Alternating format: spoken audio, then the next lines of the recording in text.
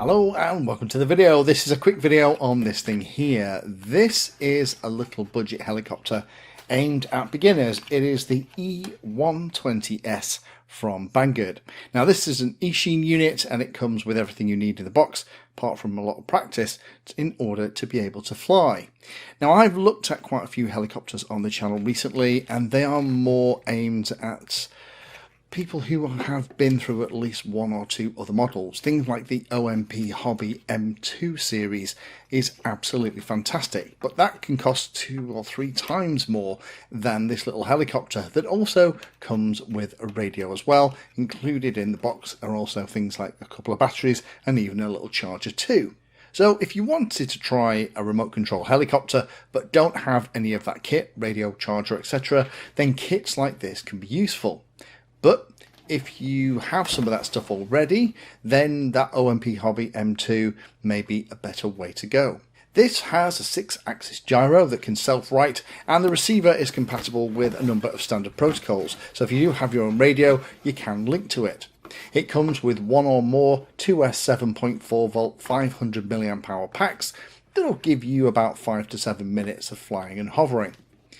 The size is pretty small and compact. It's about 265 by 290 by 88 millimeters in size, and it's a lot smaller than things like the E160 that I'm also a big fan of, and it weighs about 128 grams without a LiPo. So with the LiPo installed, it's still well under the 250 gram limit. It's capable of basic aerobatics, but this is really best as a trainer, as the motor does bog down if you try too much with it, and there are more capable machines with bigger motors and more power if that's where you want to go.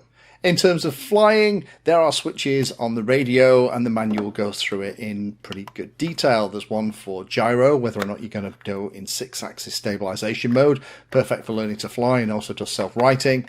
You also have 3D mode, the kind of gyro, whether or not you've got idle upset, and there's also a throttle hold as well. Now the mode on the radio is set to called mode 2, so the throttle is on the left hand side with the rudder, and the right hand side is like the cyclic with the elevator or roll and pitch control.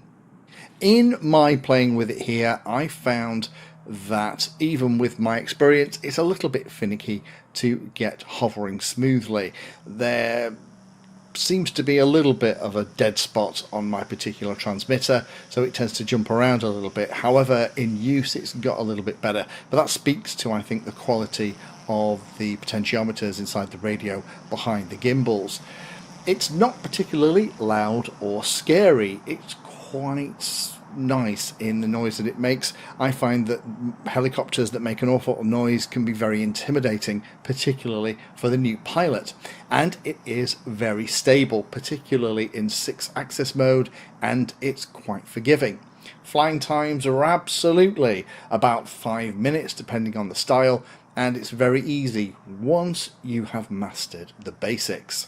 Now I like that you can get something like this for about $160 that comes with the radio, batteries and everything that you need. The battery install can also be done without removing the canopy, and the head is a very simple fly-barless unit, which should mean for simple repairs and hopefully less things to go wrong. But a number of things to be aware of with this. Helicopters are tricky to learn and fly, and you will crash a lot. Helicopters want to kill themselves, you, the dog, the cat, smash into a wall. Even with 6-axis mode on, any small strike with the blades will break something. So I would recommend, if you want to learn to fly a helicopter, don't start here. I would recommend that you get hold of a little PC simulator and also get hold of one of the little whoops to learn the basics of throttle management and how all the controls work. Once you've done that, because a whoop will bounce on stuff, and also you can hover that in the lounge without killing everybody trying to watch the TV, once you have the basics, then this could be a good place to go to. Again, the throttle for the hover isn't too easy with a cheap radio and lack of support in the model. I think they could have definitely done something here, because this is only going to be interesting to beginner and kind of low intermediate pilots. You're going to run out of road with this really quickly, so they could have easily added a little bit of flatness around the hover point, which should have made it easier for those pilots who were trying to learn to fly this thing.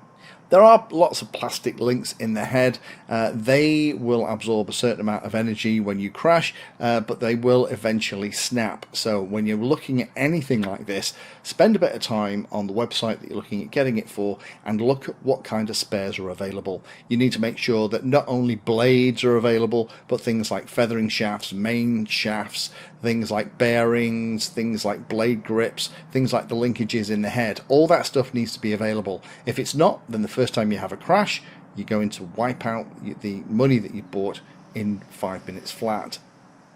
Other thing to mention, the USB battery charger is incredibly slow and you can only charge one battery at once.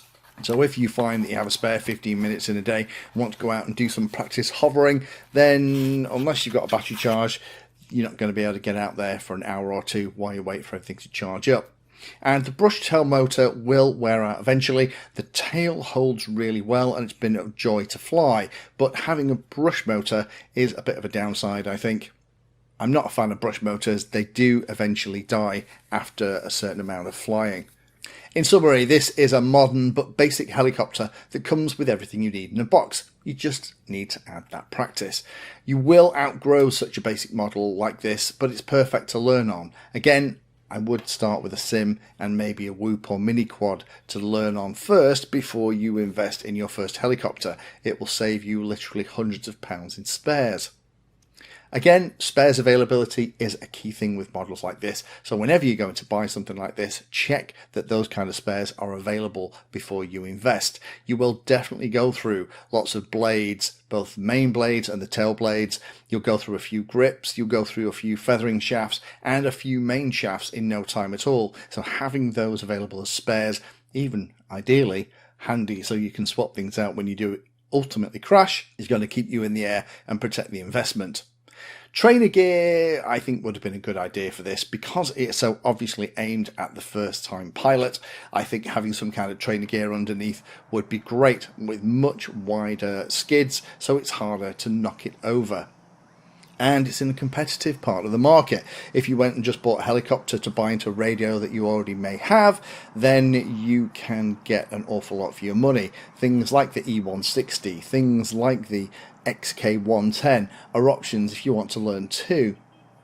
As this is really aimed at the first time flyer, I would have loved it if they'd have thought a little bit more about this and there was more instructions on how to get flying in the box. There was more support with a flatter throttle response around the hover point, maybe more expo for the controls on a kind of a beginner switch would have been nice. But it's not bad if you want to fly helis. If you want to fly helis, my advice, as I've said a couple of times already, would be get a sim, get yourself a little quadcopter or a little Whoop and practice hovering and flying that around first before you move on to your helicopter. For lots of pilots, helicopters aren't interesting at all, but for those of us that fly them, there is nothing like it. And when you can fly a helicopter, you'll find that you are a much better pilot when you go back to fly your quad. Thank you for spending your time today watching that video. You can find me in all the usual places on social media, and if you're trying to learn about a subject, then check out the playlist. All of my videos are organized into easy to follow playlists that if you're trying to learn a topic will take you from the basics right the way through to some pretty advanced stuff.